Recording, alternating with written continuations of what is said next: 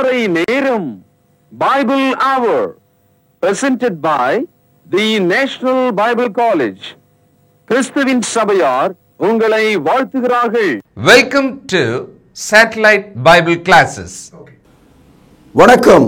தேசிய வேதாகம கல்லூரி மாணவ கண்மணிகளே, தோழர்களே, பெற்றோர்களே, உலகளாவிய என் தமிழ் சொந்தங்களே, வான்வழி வகுப்புகளாக, அதாவது சேட்டலைட் வகுப்புகளாக இந்த தொடரை நான் உங்களுக்கு வழங்குவதில் நான் மகிழ்ச்சி அடைகிறேன்.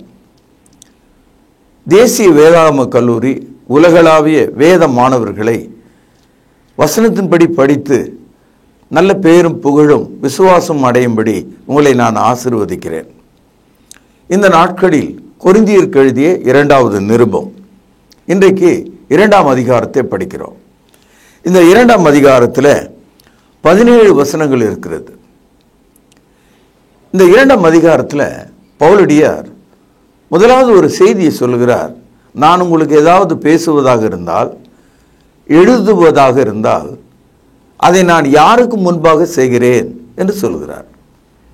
உதாரணமாக, இப்போ நாமே நம்ம அப்பா அம்மா முன்னால் பேசுகிறதுக்கும், நண்பர்கள் முன்னால் பேசுகிறதுக்கும், தெருவில் இருக்கிற மக்கள் முன்னால் பேசுகிறதுக்கும் வேறுபாடு இருக்குது. தாய் தகப்பனு முன்னால் பேசணுன்னா உண்மையுள்ளவர்களாக தான் நம்ம இருக்கணும்.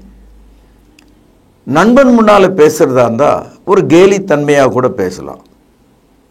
தெருவில் இருக்கிறோடு பேசும்போது நமக்கு அக்கறையே இல்லை, நமக்கு விளங்குது. அது யாருக்கு முன்னால் பேசுகிறோமோ அந்த மரியாதை நமக்குள்ளே இருக்கும். அப்போது கடவுளுக்கு முன்னால் ஒரு ஆள் நின்று பேசுகிறதா இருந்தால், வானத்தையும் பூமியும் உண்டாக்கிய சர்வலோகத்தின் தேவனுக்கு முன்பாக ஒருவன் பேசுவதாக இருந்தால் அவன் எப்படி பேச வேண்டும்? எவ்வளோ பொறுப்புள்ளவனாக பேச வேண்டும்? எவ்வளோ பயமுள்ளவனாக பேச வேண்டும்? ஏனென்றால் அது உயிர் போய் உயிர் வரக்கூடிய ஒன்றாக இருக்கிறதே. என் அன்பு சகோதரர்களே, பவுலடியார் சொல்கிறார், அந்த கொரிந்திய மக்களை பார்த்து, நான் பேசுவதோ எழுதுவதோ உங்களுக்கு எப்படி தெரிகிறது? ஆனால் எனக்கு எப்படி தெரியுதுன்னா, தேவனுடைய சமூகத்தில் அவருடைய பார்வைக்கு முன்பாக நான் இதை உங்களுக்கு பேசுகிறேன், இதை நான் உங்களுக்கு எழுதுகிறேன் என்று சொல்கிறார். Paul believes that he speaks in the very presence of God. ஏசாயா தீர்க்கதரிசன புத்தகம் 6வது அதிகாரம் 5வது வசனம், அப்பொழுது நான் ஐயோ அதமானேன், நான் அசுத்த உதடுகள் உள்ள மனுஷன், அசுத்த உதடுகள் உள்ள ஜனங்களின் நடுவே வாசமாக இருக்கிறவன், சேனைகளின் கர்த்தராகிய ராஜாவை என் கண்கள் கண்டதே என்றான். இந்த இடத்துல ஏசாயா தீர்க்கதரிசி தேவ சமூகத்தில் நிற்கும்போது தன் உதட்டை நினைத்து பார்க்கிறான். அது எவ்வளவு அசுத்தம் உள்ளது என்று நினைக்கிறான். அது மாத்திரமல்ல, அசுத்தமான உதடுகள் நிறைந்த மனிதர்கள் மத்தியிலே நான் இருக்கிறேன் என்று சொல்கிறான். அதனால தான் என் அன்பு சகோதரர்களே, கிறிஸ்தவ மார்க்கம் வேற, கிறிஸ்தவ மதம் வேற. கிறிஸ்தவ மதத்தில் 2000 பிரிவுகள் இருக்கிறது. அவர்கள் யாரை நோக்கி யாருக்கு முன்பாக பேசுகிறார்கள் என்ற அறிவில்லாமல் இருக்கிறார்கள். மனதுக்கு வந்ததும், வாய்க்கு வந்ததும், நினைவுக்கு வந்ததும், பொய்யும் புரட்டும் எல்லாவற்றையும் பேசுவார்கள். ஆனால் தேவ சமூகத்தில் பேசுகிற மனுஷன் தேவனுடைய வார்த்தை மட்டுமே பேசக்கூடியவனாக இருக்கிறான். அவர் சொல்லாததை அவன் பேச மாட்டான். அதனால தான் புதிய ஏற்பாடு நமக்கு இது ஒரு கட்டளையாக கொடுக்குது. 1 கொரிந்தியர் 4ஆம் அதிகாரம் 6வது வசனத்திலே படிக்கிறோம், நீங்கள் எழுதப்பட்டவர்களுக்கு மிஞ்சி எண்ண வேண்டாம் என்று என்னையும் அப்போலோவையும் சாட்சியாக வைக்கிறேன் என்று சொல்கிறார். Do not think beyond whatever it is written. அப்போ வசனத்துக்கு மிஞ்சி எண்ணுகிறவர்களாக கூட நாம் இருக்கக்கூடாது. 1 பேதுரு 4ஆம் அதிகாரம் 11வது வசனத்தில் படிக்கிறோம், ஒருவன் போதித்தால் தேவனுடைய வாக்கியங்களின்படி போதிக்க கடவன். அப்போ வசனத்தை எடுத்து நாம் போதிக்கும் போது அது வசனத்தின்படியே போதிக்க வேண்டும், மாற்றி போதிக்க நமக்கு அதிகாரம் இல்லை. அதனால்தான் 2 தீமோத்தேயு 2ஆம் அதிகாரம் 15வது வசனத்தில் சத்திய வசனத்தை நிதானமாக பகுத்து போதிக்கிறவனாய் நீ இருக்க வேண்டும் என்று அப்போஸ்தலனாகிய பவுல் தீமோத்தேயுக்கு சொல்வதை நாம் பார்க்கிறோம். வெளிப்படுத்தல் 22ஆம் அதிகாரம் 18-19 வசனங்கள்ல ஒன்றை கூட்டவும் கூடாது, ஒன்றை குறைக்கவும் கூடாது, இவைகளை நாம் செய்தால் நரகத்துக்குரியவர்களாயிருப்போம் என்று வெளிப்படுத்தல் கடைசி புத்தகம் முடிவடைகிறதை பார்க்கிறோம். ஆக தேவ சன்னதியிலே நாம் பேசுகிறோம். பழைய ஏற்பாட்டு காலத்தில் கூடாரத்தில் மகா பரிசு ஸ்தலத்தில் போன பிரதான ஆசாரியன் அங்கே தனக்காகவும் தன்னுடைய ஜனங்களுக்காகவும் பாவ மன்னிப்பை தேடும்போது அவனுடைய உதடும் அவனுடைய மனதும் எப்படி இருந்திருக்கும் என்று எண்ணுங்கள். தேவ சமூகத்திலிருந்து வெளியே வந்த அந்த மனிதன் என்ன பேசியிருப்பான் என்று எண்ணுங்கள். இன்றைக்கு மனுஷர்களுக்கு கர்த்தருடைய பயம் இல்லாமல் போய்விட்டது. கிறிஸ்தவம் தாறுமாறாக ஓடுகிற ஒரு பெண் ஒட்டகத்தை போல இருக்கிறது. 2 கொரிந்தியர் 2ஆம் அதிகாரம் 17வது வசனம், அநேகரை போல நாங்கள், கவனிங்கள், பேனால் அடிக்கோடிடுங்கள், தேவ வசனத்தை கலப்பாய் பேசாமல், கலப்பு என்றால் மிக்ஸ், பாலோடு தண்ணீரை சேர்த்தால் அது கலப்பு. அநேகரை போல நாங்கள் தேவ வசனத்தை கலப்பாய் பேசாமல் துப்புரவாகவும் தேவனால் அருளப்பட்ட பிரகாரமாகவும் கிறிஸ்துவுக்குள் தேவ சன்னதியிலே பேசுகிறோம். துப்புரவு என்று சொன்னால் சுத்தம் என்று பொருள். தேவனால் அருளப்பட்ட பிரகாரமாக என்றால் கடவுள் சொன்ன வார்த்தையின்படி என்று பொருள். பாவ மன்னிப்புக்கு ஞானஸ்தானம், அது பைபிள் இருக்கிற போதனை, அதை நம்ம சொல்றோம். ஞானஸ்தானம் என்பது அடக்கம், ஆகவே ஞானஸ்தானம் என்பது முழுகி பெற வேண்டும். இப்படி நாங்கள் தேவ சன்னதியிலே பேசுகிறோம். ஆனால் கத்தோலிக்கர்கள் கிறிஸ்தவத்தினுடைய துவக்க உபதேசமாகிய ஞானஸ்தானத்தை அவர்கள் ஊற்றுதலாக மாற்றினார்கள். குழந்தையினுடைய நெற்றியிலே தண்ணீரை ஊற்றுகிறார்கள்.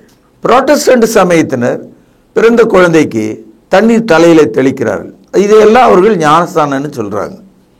அடிப்படையிலேயே பாவமற்ற ஒரு குழந்தைக்கு பாவ மன்னிப்புக்குரிய ஞானஸ்தானத்தை தவறான முறையில் செய்வதை கண்கூடாக இன்றைக்கு நாம் பார்க்கிறோம். இதையெல்லாம் நீங்களும் கேட்டுக்கொண்டு தான் இருக்கிறீங்க. ஒரே ஒரு கேள்விதான், அப்படி செய்கிறவர்கள் யோசித்து பார்க்க வேண்டும். தேவ சன்னதியிலே இந்த பிரசன்ஸ் ஆஃப் காட் அவர்கள் அதை போதிக்க முடியுமா, சொல்ல முடியுமா? அந்த மாதிரி அது துப்புரவாக இருக்கிறதா, சுத்தமாக இருந்த போதனையா, அது கலப்பான வார்த்தைகள் இல்லையா? வேசியின் வீட்டுக்கு போகிறவன் எப்படி தன் மனைவியை பார்ப்பான்? வேசியோடு இணைந்திருக்கிறவன் தன் மனைவி விட்டு பிரிந்திருக்கிறான் இல்லையா? கலப்பாய் பேசுகிறவர்கள் தவறாய் போனவர்களுக்கு சமமாக இருக்கிறார்கள். சகோதரர்களே, கடவுள் நம்மை படைக்கும் போது 5 புலன்களை நமக்கு தந்திருக்கிறார். ஆங்கிலத்தில் சென்சஸ் என்று நாம் சொல்கிறோம். மெய், வாய், கண், மூக்கு, செவி என்று நாம் சொல்கிறோம் இல்லையா? இதில் இந்த மூக்குன்னு ஒன்று இருக்க, ஏன் அதை மூக்குன்னு சொல்கிறாங்க?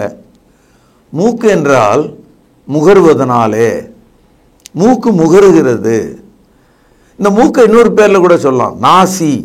ஏன் அதை நாசின்னு சொல்கிறோம்னா, நம்ம சுவாசிக்கிறோம், காற்றை உள்ளே இழுத்து வெளியே விடுறோம், அதனால் அதை நாசி என்று சொல்கிறோம். இது ரெண்டும் ஒன்று தான். ஆனால் கடவுள் பாருங்கள், இந்த 5 உறுப்புகளில் ஒன்றுக்கு மட்டும் வாசனையை வேறுபடுத்தி பார்க்க தெரிகிறது. கவனிச்சிங்களா? நல்ல வாசனை கெட்ட வாசனையை புரிந்து கொள்ளுகிற ஒரு எபிலிட்டி, ஒரு சக்தியை கடவுள் நமக்கு கொடுத்துருக்கார். பார்த்தீங்களா? எவ்வளோ ஆச்சரியமாக இருக்கு இல்லையா? நல்ல ஒரு வாசனையை நம்ம உணரும் போது நமக்கு ரொம்ப சந்தோஷமாக இருக்கும். தெருக்களில் சமயத்தில் போகும்போது நல்ல ஒரு பிரியாணி கிண்டுறாங்கன்னு சொன்னால் மகிழ்ச்சியாக இருக்கும். ஒரு பெரிய ரொட்டி கடை பக்கத்தில் அவர்கள் ரொட்டி செய்கிற இடத்துல நம்ம அந்த பக்கம் போனோம்னா அந்த ரொட்டியினுடைய மனம், வாசனை நமக்கு வீசும், நமக்கு பசியை உண்டாக்கும் இல்லையா? நல்ல நெய்யை காய்ச்சும் போது அதனுடைய வாசனை வீசுகிறது அல்லவா? நல்ல மலர்கள் காற்றிலே அசையும் போது வாசனை வருகிறது அல்லவா? சகோதரர்களே, நம்முடைய வாழ்க்கையில் ஒரு துர்நாற்றம் என்னன்றதையும் நம்மால் தெரிஞ்சுக்க முடியும். குறிப்பாக ஒரு மனிதன் செத்து போனா ஒரு 2 நாள் 3 நாள் வச்சிருந்தாங்கன்னா நீங்க அந்த பக்கமே போக முடியாது. அதை மரண வாசனை, டெட் பாடி ஸ்மெல்னு சொல்றாங்க. மூக்கு கெட்டியா பிடிச்சிக்க வேண்டியதா இருக்கும். இயேசு கிறிஸ்துனுடைய சுவிசேஷம் ரட்சிக்கப்படுகிற மனிதனுக்கு ரட்சிப்பின் வாசனையா இருக்கான். கெட்டு போகிற மனுஷனுக்கு, அதை ஏற்றுக்கொள்ளாத மனுஷனுக்கு சாவு வாசனையா, மரண வாசனையா இருக்கான். இந்த மாதிரி ஒரு வசனம் பைபிள்ல இருக்கு. எப்படி மூக்கால் முகர்ந்து நல்ல மனத்தையும் கெட்ட மனத்தையும், நல்ல வாசனையும் கெட்ட வாசனையும் நம்மால் புரிந்து கொள்ள முடியுமோ, அதுபோல நீங்கள் ரட்சிக்கப்படுகிற விஷயத்துல, நீங்கள் நடக்கிற விஷயத்துல, அதை பின்பற்றுகிற விஷயத்துல நீங்க எந்த மாதிரி வாசனையை பின்பற்றுறீங்கன்னு உங்களுக்கே விளங்கிடும். ஆச்சரியமா இருக்கா? ஒன்றும் கவலைப்படாதீங்க. பாருங்க, 2 கொரிந்தியர் 2வது அதிகாரம் 15வது வசனம். ரட்சிக்கப்படுகிறவர்களுக்குள்ளேயும் கெட்டு போகிறவர்களுக்குள்ளேயும். புரியுதா? ரட்சிக்கப்படுகிறவர்கள், ரட்சிக்கப்படாதவர்கள். ரட்சிக்கப்படுகிறவர்களுக்குள்ளேயும் கெட்டு போகிறவர்களுக்குள்ளேயும் கவனிங்கள், நாங்கள் தேவனுக்கு கிறிஸ்துவின் நற்கந்தமாயிருக்கிறோம். நற்கந்தம் என்ற அந்த தமிழ் சொல்லுக்கு நல்ல வாசனை என்று பொருள். சில சமயங்களில் ரயில் அடியில் அல்லது பெரிய மாலில் நீங்கள் போனீங்கன்னா திடீர்னு ஒரு அற்புதமான வாசனை வரும். நீங்கள் யாராக இருந்தாலும் அப்படியே திருப்பி அந்த வாசனை எந்த பக்கத்துலேருந்து வருது அப்படின்னு நீங்கள் தேட ஆரம்பிச்சிருவீங்க இல்லையா? உயர்ந்த ரக சென்ட்டு யாராவது போட்டு போனாங்கன்னா கும்முன்னு அப்படி வீசும். கெட்டு போகிற மனுஷனுக்கும் ரட்சிக்கப்படுகிற மனுஷனுக்கும் நடுவில் இயேசு கிறிஸ்துவினுடைய சுவிசேஷம், அதை சொல்லுகிற மனிதர்கள் நற்கந்தமாய் இருக்கிறார்களாம்.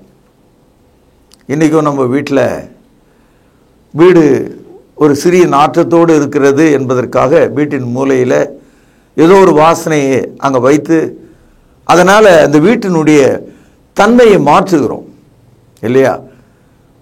ஒரு ரூம் ஃப்ரெஷ்னர் என்று சொல்லுவார்கள். ரூம் முழுவதும் ஒரே மாதிரி நல்ல மனம் வரணும்னு சொல்லி பணத்தை செலவு செய்து மனிதர்கள் செய்கிறாங்க. அதனால் நற்கந்தம் என்பது எப்போதும் ஒரு இடத்துல இருந்து வீசிக்கிட்டே இருக்கும். அப்படிதான் சுவிசேஷம் இருக்கிறது. அப்படிதான் ரட்சிக்கப்படுபவர்களுக்கு மத்தியிலும் கெட்டு போறவர்களுக்கு மத்தியிலும் இயேசுவின் வார்த்தை இருக்கிறது. ஆனால் ஒரு சின்ன வித்தியாசம், நல்ல வாசனையை கொடுக்கக்கூடிய ஒரு பாட்டிலை அங்கே வாங்கி வச்சிங்கன்னு வைங்க, நீங்கள் வீட்டுக்குள்ளே வந்தால் கம்முன்னு நல்ல வாசனை அந்த வீடு முழுதும் நிறைஞ்சிருக்கு. ஆஹா, என்ன சந்தோஷமாக இருக்குது அப்படின்னு நீங்கள் நினைப்பீங்க. நீங்கள் வெளியே போன உடனே வேற ஒரு ஆள் வந்தான். உள்ளே வந்தவன் தலை தெறிக்க வெளியே ஓடுறான். ஏன்டா அப்படி ஓடி வரேன்னா, அப்பா நாடுதுங்க அந்த வீட்டுக்குள்ளே போனா அப்படின்னா. அப்போ முதல்ல வந்த ஆள் சொன்னா, அப்படி இருக்காத, நான் உள்ளே இருக்கும்போது அவ்வளோ அழகாக மணக்குத. அப்போ ஒரே விஷயம், அந்த நற்கந்தம், அந்த வாசனை அவனுக்கு ஒருவனுக்கு நல்ல வாசனையை கொடுத்தது, இன்னொருவனுக்கு துர்வாசனையை கொடுத்தது.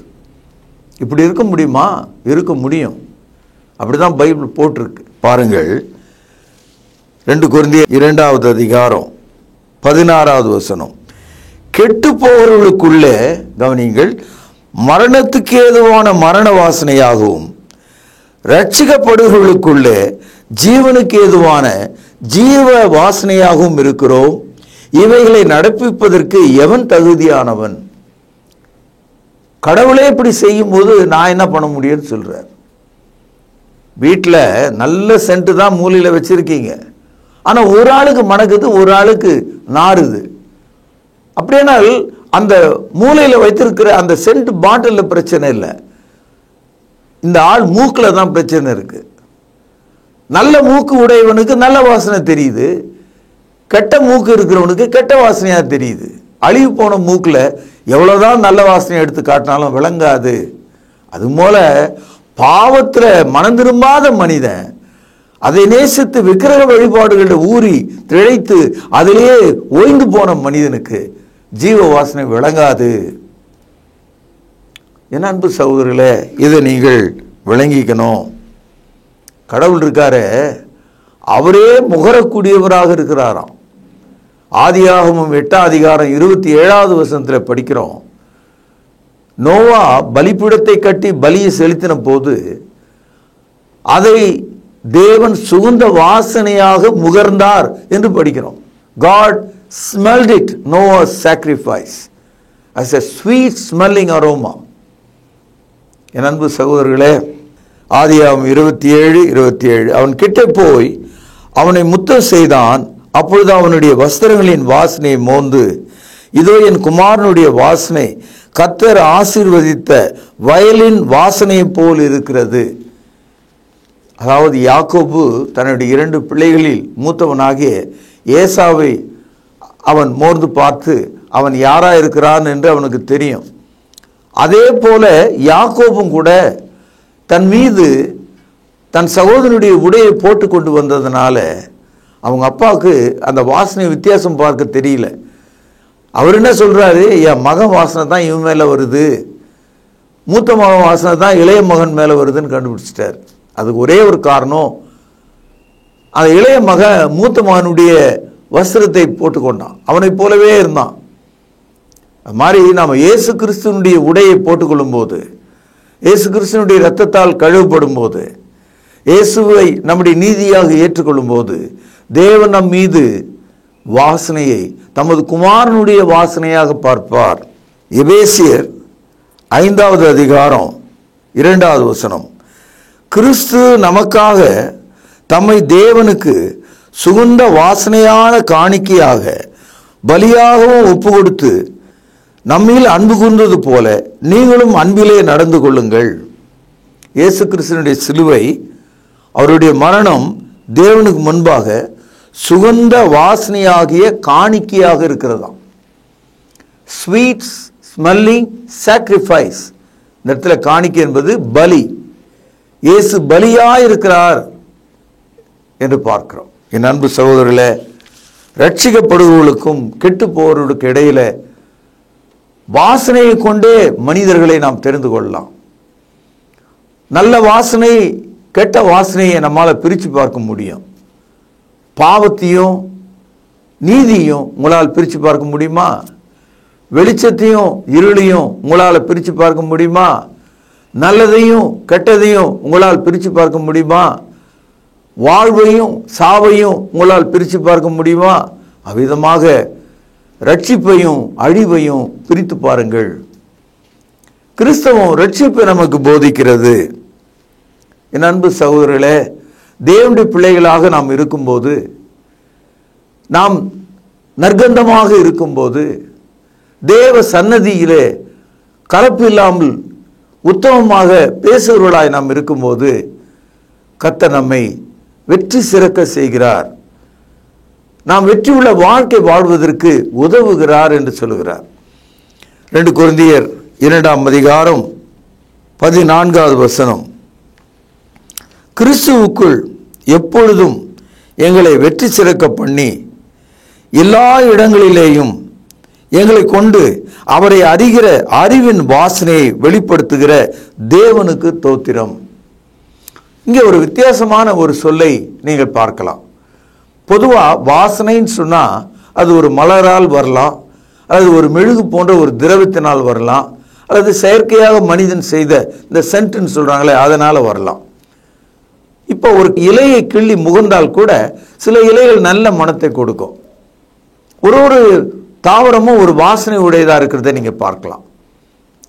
ஆனால் இயேசு கிறிஸ்துவை பற்றிய அந்த சுவிசேஷம் இருக்க, அது ரட்சிப்பின் அறிவாகிய வாசனை கொடுக்குதான். ஆச்சரியமா இருக்கு இல்லையா? The knowledge becomes scent. இயேசுனுடைய அறிவு இருக்கிறதே, அவரை அறிகிற அறிவு, அது தேவனுக்கு பிரியமான வாசனையை உங்களுக்குள் கொடுக்கக்கூடியதாக இருக்கிறது. இதை எப்படி நீங்க புரிஞ்சுக்கிறீங்க? இந்த செய்தியை நீங்க விளங்கிட்டீங்களா? இயேசு கிறிஸ்து நமக்கு தேவனுக்கு பிரியமான அறிவின் வாசனையாக இருக்கிறார். இயேசு கிறிஸ்துனாலே இந்த வாசனையை வெளிப்படுத்துவதற்கு தேவன் உங்களை ஊழியராக தெரிந்திருக்கிறார். நீங்கள் மற்றவர்களைப் போல கலப்பாக பேசாமல் துப்புரவாக தேவ சந்நிதியில தேவ வார்த்தையை பேசுவர்களாக இருந்தால் நீங்கள் நற்கந்தமாக இருப்பீர்கள். உங்களுடைய வாசனையாகிய அந்த நற்கந்தம் ரட்சிக்கப்படுவர்களுக்கு ரட்சிப்பின் வாசனையாகவும் கெட்டு போகிறவர்களுக்கு அழுகின பிணத்தின் வாசனையாகவும் இருக்கும். இந்த நாட்டில் சுவிசேஷம் சொல்லாதே, மனிதர்களை மாற்றாதே என்று தேச அளவில் சட்டம் கொண்டு வருகிறார்கள் என்று சொன்னால் அவர்களுக்கு எந்த வாசனை பிடிக்கிறது? ஏன் அந்த வாசனையை அவர்கள் விரும்புகிறார்கள்? சில ஆட்கள் இருக்கிறாங்க, அவங்களுக்கு சுடுகாட்டிலேயே இருக்கிறது தான் ரொம்ப விருப்பம். அங்கே வரும் பிணங்களின் வாசனையே வரும் இல்லையா? நீங்கள் இருப்பீர்களா?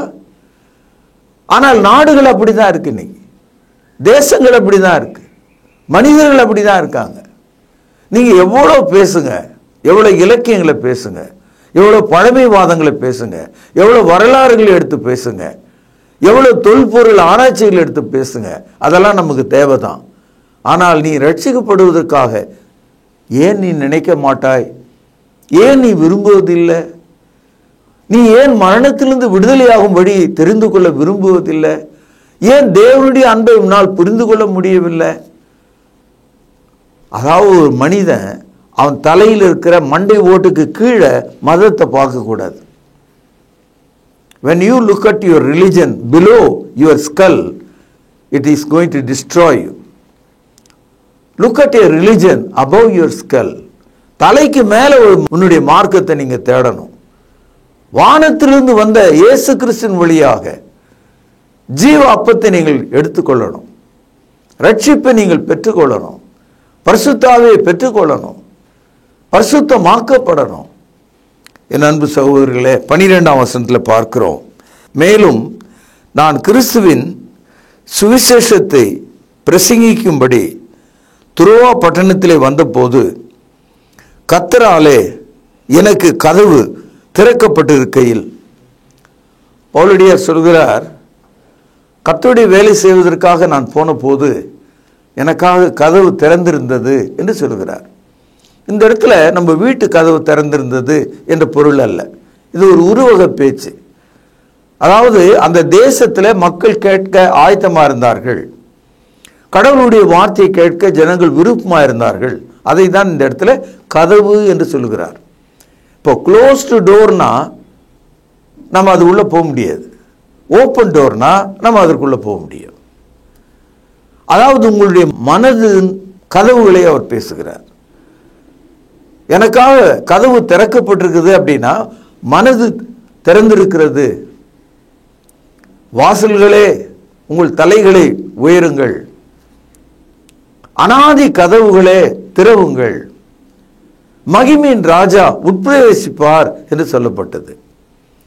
Here the door, it is not just a wood, it is your heart, உன்னுடைய இருதயம்.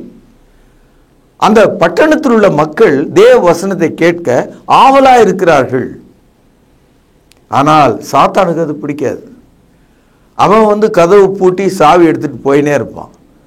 அது மாதிரி தான் மக்களை சத்தியத்தின்படி நடவாதபடிக்கு துரோக சக்திகள், கர்த்தருக்கு விரோதமான ஜனங்கள் கதவுகளை அடைக்கிறார்கள்.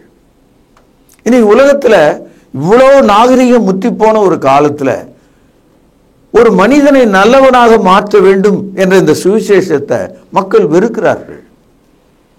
குடிகாரனை விடுதலை செய்கிறார்கள், குடி போதையிலே அடிமைப்பட்டவனையும் வேசின் மடியிலே படுத்து கிடக்கிறவனையும் தேச துரோகம் குற்றங்களை செய்கிறவர்களையும் திருடர்களையும் கொள்ளைக்காரர்களையும் விக்கிரக வழிபாட்டு மக்களையும் சுவிசேஷம் விடுதலையாக்குகிறது.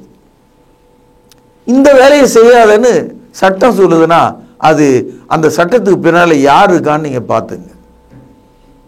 ஒரு கெட்டவனை நல்லவனாக மாற்றுகிற ஒரு பணியை செய்யக்கூடாது, படிக்காத ஒருவனை படிக்கிற மனிதனாக அறிவாளியாக மாற்றுகிற வேலையை செய்யக்கூடாது, வியாதியாக இருக்கிற ஒருவனை சுகமாக்க கூடாது என்று ஒருவன் சொல்வதாக இருந்தால் அது என்ன செயல்? அது ஆகவே கெட்டு போகிறவர்களுக்கு சுவிசேஷம் ரட்சிப்பின் பலனாக இருக்கிற சகோதரர்களே. 1 கொரிந்தியர் 1ஆம் அதிகாரம் 18வது வசனம், சிலுவையை பற்றிய உபதேசம் கவனியுங்கள், கெட்டு போகிறவர்களுக்கு பைத்தியமா இருக்கிறது, ரட்சிக்கப்படுகிற நமக்கோ அது தேவ பலனா இருக்கிறது. ஆகவே வேதாகமும் ரட்சிப்பை விரும்பாத மனிதனை பைத்தியம் என்று சொல்கிறது. பைத்தியம்னா என்ன அர்த்தம்? பைத்தியக்காரனுக்கும் எல்லாம் இருக்கு, ஆனா அவனுடைய நினைவில், அவனுடைய மூளையில சரியாக ஒன்றை பிரித்து பார்க்கிற ஆற்றல் இல்லை. எல்லாம் குழப்பமாயிடும், மிக்ஸ்ட் ஆயிடுவான் அவன். அதனால அந்த பைத்தியம் பிடித்தவனும் நம்மளை போலதான் தெரியுவான், ஆனா அவனுக்கு அறிவில் ஆற்றல் இல்லை, நல்லது கெட்டது விளங்கல அவனுக்கு. அதே மாதிரி தான் இயேசு கிறிஸ்துனுடைய சுவிசேஷம் ரட்சிக்கப்படுகிறவர்களுக்கு தேவனுடைய பலனா இருக்கான். கெட்டு போகிற அந்த பழைய மனிதனுக்கு பைத்தியம் போல தெரியுதான். என் அன்பு சகோதரர்களே, இதெல்லாம் நான் எடுத்து சொன்னதுனால என் மேல உங்களுக்கு ஏதாவது கோபம் இருக்கா? நான் சொல்றது தவறாக இருக்கு என்று நீங்க நினைக்கிறீர்களா? நான் சொன்னதெல்லாம் வசனங்களாக இருக்கிறது. என் அன்பு சகோதரர்களே, இது எடுத்து போதிக்க வேண்டும் என்று எனக்கு தேவன் கட்டளை கொடுத்திருக்கார். தேவ சன்னதியிலே நின்று இதை பேச வேண்டும் என்று எனக்கு சொல்லுகிறார். ஆக கண்ணியத்துக்குரிய கண்மணிகளே, தோழர்களே, பரிசுத்தவான்களே, என் இனிய தமிழ் சொந்தங்களே, இந்த நாளிலே நீங்கள் கேட்ட இந்த நல்ல உறுதியான வார்த்தை, தேவனாலே தூரத்திலிருந்து நீ ரட்சிப்பின் வாசனையை பெற்றிருக்கிறாயா, மரணத்தின் வாசனையை பெற்றிருக்கிறாயா என்று சொல்லிவிட முடியும். அந்த சுவிசேஷம் ஒரே ஆளுக்கு வாசனையும் இன்னொரு ஆளுக்கு மரண வாசனையும் கொடுக்கக்கூடியதாக இருக்கிறது. ரட்சிக்கப்படுகிறவர்களுக்குள்ள நறுகுந்த வாசனையும் கெட்டு போகிறவர்களுக்குள்ள மரண வாசனையும் கொடுக்கக்கூடியதாக இருக்கிறது. என் அன்பு சகோதரர்களே, இவைகளையெல்லாம் நன்றாக விளங்கி சத்தியத்தின்படியே நடக்க கர்த்தர் உங்களை ஆசீர்வதித்து வழி நடத்த வேண்டும் என்று கேட்டு இன்றைய நற்செய்தியை நான் இங்கே நிறைவு செய்கிறேன். பிரார்த்தனை செய்வோம். மகா பரிசுத்த நிறைந்த அன்பான தகப்பனே, முது வார்த்தையாகிய வாசனைக்காக தோத்திரம். ரட்சிக்கப்படுகிறவர்களுக்கும் கெட்டு போகிறவர்களுக்கும் நடுவில் ஜீவ வாசனையாகவும் மரணத்துக்கு ஏதுவான வாசனையாகவும் அது வீசுகிறது என்பதை படித்து நாங்கள் ஆச்சரியப்படுகிறோம். ஆண்டவரே, தேவ சன்னதியிலே நின்று துப்புரவாக கர்த்தருடைய வார்த்தை எடுத்து சொன்ன ஒரே ஒரு காரணத்திற்காக அடியானையும் கேட்ட மக்களையும் நீர் ஆசீர்வதியும். விசுவாசமுள்ள இருதயத்தையும் தைரியத்தையும் மக்களுக்கு தாரும். எங்கள் பாவ குற்றங்களை தொடர்ந்து மன்னியும். அருள்நாதர் ஆண்டவர் இயேசுவின் நாமத்தில் ஜெபத்தை கேட்டருளும் ஜீவனுள்ள எங்கள் நல்ல பிதாவே, ஆமேன். தொடர்பு கொள்ள வேண்டிய முகவரி: திருமறை நேரம், 58 சர்ச் தெரு, குமரன் நகர், சென்னை 6,82,000. செல்போன் 9385500882. கர்த்தாவே, தேவர்களில் உமக்குப்பானவர் யார்? வானத்திலும் பூமியிலும் உமக்குப்பானவர் யார்?